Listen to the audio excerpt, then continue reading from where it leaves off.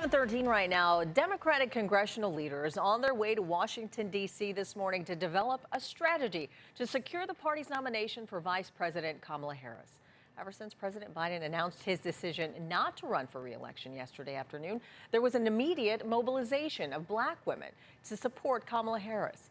More than 40,000 women gathered on Zoom last night in a call to action, and among them was our next guest, Democratic political strategist Reecie Colbert. So good morning to you, Reecie. Thanks for taking the time to be with us this morning.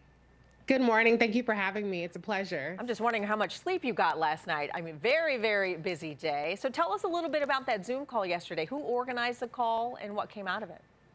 Well, Win with Black Women is an organization that has been around for 4 years, actually, that mobilized around getting a Black woman on the ticket in the 2020 election. And so last night was an unprecedented number of Black women quickly mobilizing to get the nomination for Vice President Kamala Harris. President Biden stepped aside and endorsed her. And so we got right to work. Yeah, so I'm sure you're delegating roles for everyone. What are some of the roles that you were giving to folks to get that vote in? Well, this is really a grassroots organization, and so it's all hands on deck. There aren't particularly roles because it's not hierarchical in terms of the organization.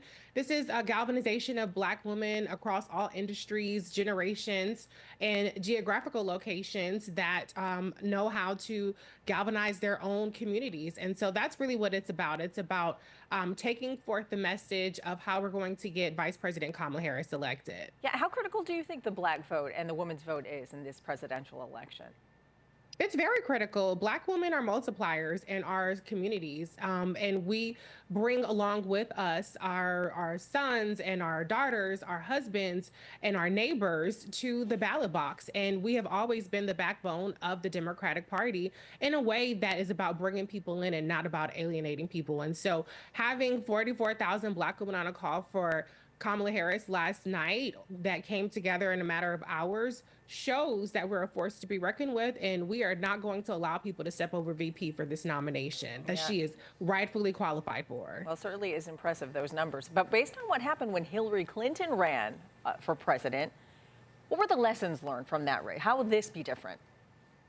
Well, I will remind people that when Secretary Clinton ran, she did win the popular vote by 3 million votes. But we have this pesky little thing called the Electoral College, and that is what did her in. 77,000 votes were enough to overturn the will of the majority of Americans in 2016. And so this will very much be a campaign that will be focused on winning the Electoral College, making sure that we hold on to that blue wall that along with President Biden, Vice President Kamala Harris won in 2020, which is Michigan, Pennsylvania, Wisconsin, and holding on to those gains that we made in Arizona, Georgia, and hopefully picking up North Carolina along the way. I mean, talk about a different kind of gain.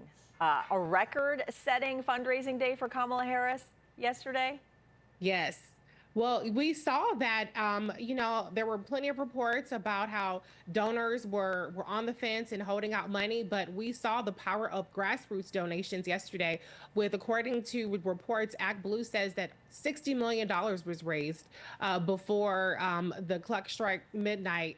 Last night, Win with Black Women alone raised $1.5 million on their special fundraising link in just a matter of hours. And so there is a lot of enthusiasm from the grassroots, and even some of those big donors are opening up their checkbooks again. Yeah, and like you said, I mean, there's still some folks that are on the fence right now about Kamala Harris. So what would you say are some of Kamala Harris's biggest wins as vice president? And how will her experience then propel her on the road to the White House?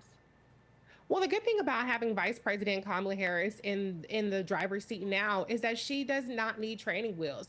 She has met with over 150 world leaders. She has been on over 20 different engagements overseas. She has represented us on multiple continents on issues from human rights to national security and economics when you're talking about her engagement with South Asian leaders.